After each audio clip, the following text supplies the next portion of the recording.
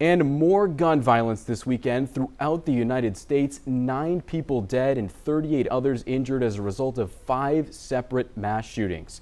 One of those shootings in Philadelphia, where 3 were killed, at least a dozen others were injured. Police recovered 2 handguns at the scene on the popular South Street in Philadelphia.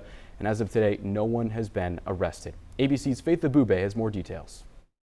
3 people were killed and at least a dozen others were injured when gunfire rang out on Philadelphia's popular South Street, according to police. Yesterday was a dark day for Philadelphia, and while many of us were out enjoying the beautiful day in the city, horrendous and unthinkable acts happened in a very popular local and tourist hangout. Hundreds of people were gathered when just before midnight, police say several shooters began firing. Police say an officer fired back at a gunman who then dropped his weapon and fled the scene. There are at least 2 guns that have been recovered from the scene, one with an extended magazine. Also overnight, police say 3 people were killed when gunfire erupted in Chattanooga, Tennessee. 3 fatalities have been confirmed, 2 of which are related to gunshot wounds and 1 of which is related to injuries sustained after being struck by a vehicle. These 2 incidents, just the latest in a string of mass shootings.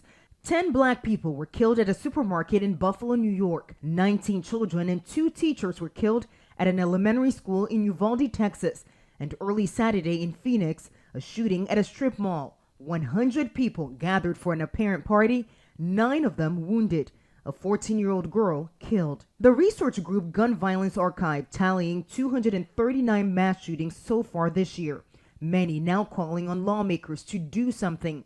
Democratic Senator Chris Murphy telling CNN he believes Congress is closer than ever before to reaching an agreement on gun reform. I've never been part of negotiations as serious as these. There are more Republicans at the table talking about changing our gun laws. Parents of victims and survivors of the mass shootings in Buffalo and Uvalde will appear before a House committee on Capitol Hill next week in an effort to stress the devastation brought on by gun violence.